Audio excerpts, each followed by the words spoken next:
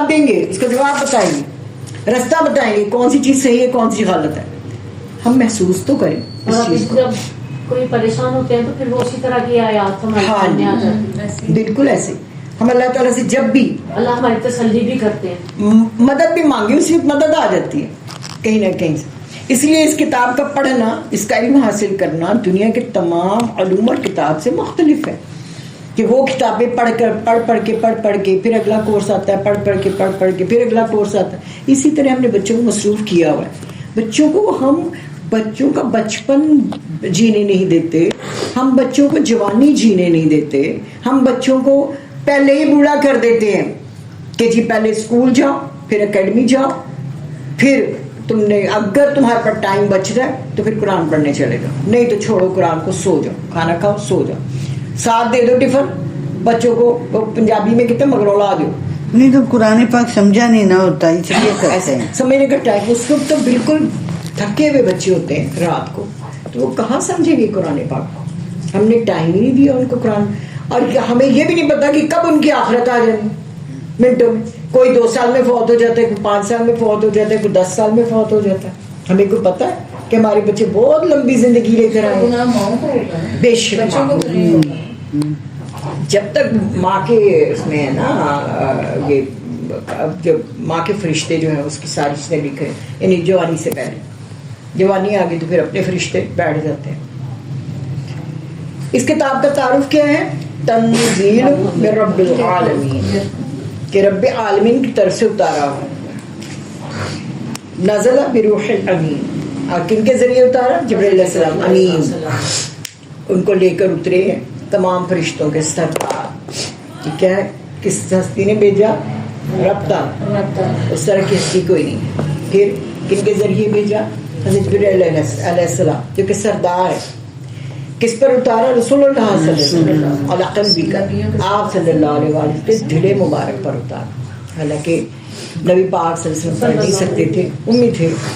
جب وہ پہلی دفعہ حضرت جبرائیل علیہ السلام لے کر آئے وہی, تو وہ یہی کہتے تھے پڑھ. انہوں نے کہا میں نہیں پڑھ سکتا, مجھے لکھنا پڑھنا نہیں آتا. تو حضرت جبرائیل علیہ السلام نے اپنے سینے کے ساتھ کھینچ کر لگایا زور سے, پھر چھوڑ کے کہا پڑھ. کہا میں نہیں پڑھ سکتا. اس طرح 3 مرتبہ کیا. تیسری مرتبہ اللہ کے حکم سے نبی پاک صلی اللہ علیہ وسلم پڑھنے شروع ہو گئے. ٹھیک ہے نا, اور ایسا پڑھا, ایسا کلام سبحان اللہ کہ سب دنگ رہ گئے کہ یہ والا کلام کہ جو وہ بول رہے ہیں. آپ جان یہ بھی بتاتے ہیں کہ جب انہوں نے کہا نا اقرا, تو ہاں اقرا, تو انہوں نے کہا میں نہیں پڑھوں گا. پھر انہوں نے 3 بار یہی کہا کہ میں نہیں پڑھوں گا. نہیں ذرا سنے تو صحیح نا, جو بات تو سنے. ہاں جی, انہوں نے کہا کہ میں نہیں پڑھوں گا. تو انہوں نے کہا اقرا بسم ربک الذی خلق, پڑھو اس رب کے نام کے ساتھ جس نے پیدا کیا. پھر انہوں نے پڑھا. نہیں, یہ پوری یہ بھی بتاتے ہیں. اچھا چلیے ٹھیک, کہ انہوں نے جب اللہ کے نام کے ساتھ بولا نا, پھر ان کو خود ہی انہوں نے پڑھا. ٹھیک. اچھا, یہ بھی بات ہے. آپ صلی اللہ علیہ وسلم کے دل مبارک پر اترا. کیوں اترا؟ تاکہ تم خبردار کرنے والوں میں سے ہو جاؤ, کہ یہ ڈراؤ ان کو اور خوشخبریاں بھی دو.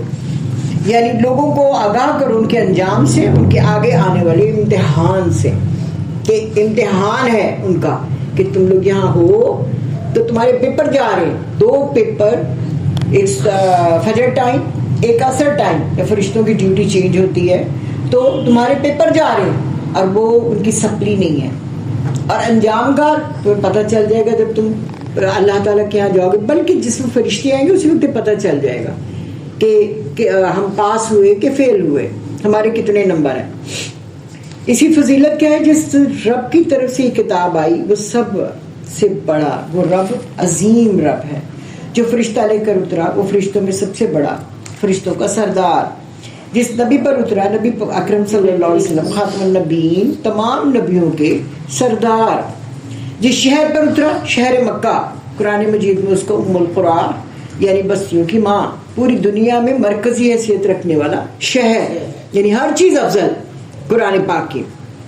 جس مہینے میں اترا رمضان، جس کی عزت برکت اور فضیلت تمام مہینوں پر ممتاز ہے، کہ وہ تمام مہینوں سے ممتاز ہے، افضل ہے رمضان کا مہینہ، جس رات میں اترا لیلۃ القدر، 1000 مہینوں سے بہتر رات، جس امت پر اترا خیر امت، اس کی بہترین امت، اس کو کیا کہ بہترین امت کہا گیا، تم بہترین امت ہو، یہ تمام لوگوں کے لیے پیدا کیا گیا ہے، تمام انسان کی رہنمائی کے لیے پیدا کیا۔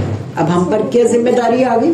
قرآن ہمارے گھروں میں ہے، اور ہماری ذمہ داری کیا ہے کہ ہم نے قرآن کو سمجھنا ہے، خود اس قرآن کو کھولنا ہے، اور اس میں سے جو تعلیم لینی ہے ہم نے لوگوں تک پہنچانا ہے، روک کے نہیں رکھنا کہ کوئی رکی ہوئی چیز ناپاک ہے، ذخیرہ کی ہوئی چیز ناپاک ہے۔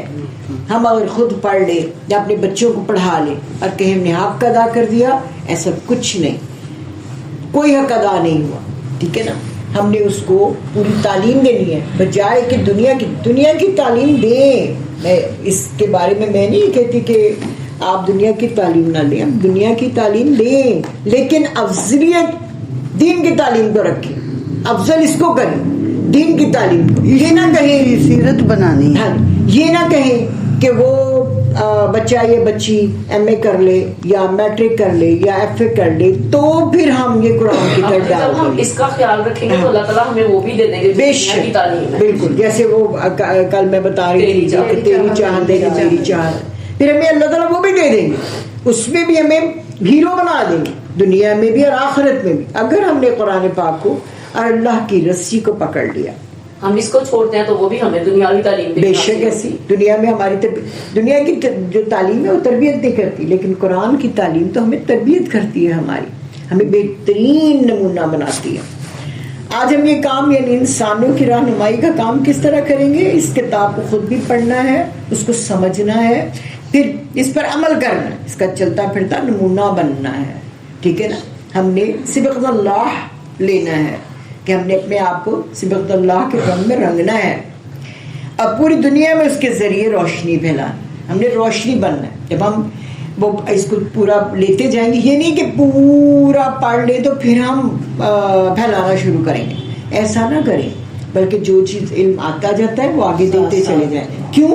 اس لیے کہ ہمیں اپنی عمر کا کو پتہ ہے، ہمارے بلاوے کا کو پتہ ہے کس وقت آ جائے، اور وہ پھر وہ ذخیرہ ہم ساتھ ہی لے جائیں، ٹھیک ہے نا۔ اسی لیے بچوں کو اگر ہم پڑھانا شروع کرتے تو بچوں کو کہیں کسی کو بھی پڑھاؤ ساتھ ساتھ، تاکہ تمہاری ریویژن ہوتی جائے، ٹھیک ہے نا، تب بھی اس کو آئے گا، ورنہ اس کو، کیونکہ ہم نے اپنی نسلوں کو ٹیچر بنانا ہے۔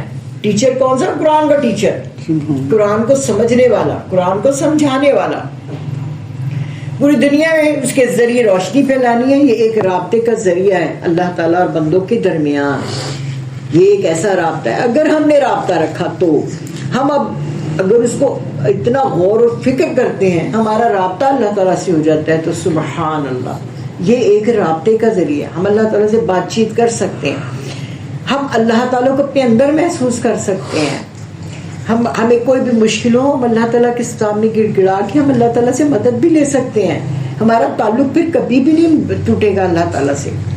یہ معمولی کتاب نہیں، معمولی چیز نہیں، جو چیز جتنی بڑی ہوتی ہے اس سے تعلق بھی اتنی بڑی عظمت کا سبب بنتا ہے۔ آپ دیکھیں کہ بڑے بڑے لوگوں سے تعلق، ہم کیا کہتے ہیں، وہ فلانا بھی ہمارا جاننے والا ہے، وہ فلانا جو بڑے بڑے منصبوں پر ہوتے ہیں، ہم ان کے ساتھ اپنا تعلق جوڑنے کی کوشش کرتے ہیں اور اس میں ہم عزت سمجھتے ہیں۔ تو اسی طرح اللہ تعالیٰ کے ساتھ اگر ہمارا تعلق جڑ جائے گا تو سبحان اللہ کہ ہماری دنیا میں بھی بہترین عزت اور آخرت میں بھی بہترین عزت، بہترین سے بہترین۔ آج لوگ قرآن پاک کو پڑھانے کے لیے صرف اس لیے نکلتے ہیں کہ ہمارے گھر کے خرچے چل جائیں، ہمیں کوئی ایسا بندوبست ہو جائے جو ہمیں فیسیں مل جائیں، لیکن قرآن پاک کو صحیح نہیں پڑھاتے۔ آپ کو پتہ ہے کتنی بڑی ذمہ داری ہے قرآن پاک کو پڑھانا، اور قرآن پاک کو پڑھا رہے ہیں اور پھر یہ بھی کہ ہمیں یہ یقین نہیں کہ اللہ تعالیٰ رازق ہے، ہم لوگوں کی طرف منہ کر کے دیکھ رہے ہیں کہ لوگ ہماری ضروریات کو پورا کریں گے، نہیں، ہماری ضرورت تو اللہ تعالیٰ پوری کریں گے، کیونکہ ہم نے اللہ تعالیٰ سے اپنا رشتہ جوڑا ہوا ہے، ہم نے اپنا پورا پورا فوکس اللہ تعالیٰ پر ہے، ہماری مانگ بھی اللہ تعالیٰ، ہمارے ہاتھ بھی اللہ تعالیٰ کے سامنے پھیلے، تو وہ رب بھی ہے جو سب کچھ پورا کرتا ہے۔ کبھی کسی کے ذریعے کبھی کسی کے ذریعے. رب تعالیٰ ہم اگر اللہ تعالیٰ کو اتنا زیادہ یاد کریں گے, ہم اللہ تعالیٰ کے ساتھ اپنا تعلق جوڑیں گے, تو کیا اللہ تعالیٰ ہمارے ساتھ تعلق نہیں جوڑیں گے؟ یہ تو ناممکن بات ہے, کیونکہ اللہ تعالیٰ تو 70 ماں جتنا پیار کرتے ہیں. اب ایک بچہ ہمارا بہت زیادہ خیال کرے تو کیا ماں اس کی طرف خیال نہیں کرے گی؟ ماں کا دھیان ہی ادھر ہوگا. ماں کو کوئی پرابلم پڑ کے فوری ہی اس بچے کو ہی کہے گی, باقی بچوں کو نہیں کہے گی, کیونکہ پتا ہے کہ وہ اس کا دھیان میری طرف ہوتا ہے, میرا سارے کام کر دے گا. ٹھیک ہے, تو پھر تو اللہ تعالیٰ کا بھی تو دھیان ہماری طرف ہی ہوگا کہ جب ہم اللہ تعالیٰ کے سارے کام کر رہے ہوں گے, ہم اللہ تعالیٰ سے مدد مانگ کے اللہ کی کتاب کو پڑھ رہے ہوں گے, ہم آگے تک پہنچا رہے ہوں گے, تو اللہ تعالیٰ بھی تو ہماری طرف متوجہ ہوں گے کہ یہ وہ مقصد پورا کرے جو میں نے مقصد کے لیے اس کو دنیا میں بھیجا. ٹھیک ہے نا. تو ایک ٹیچر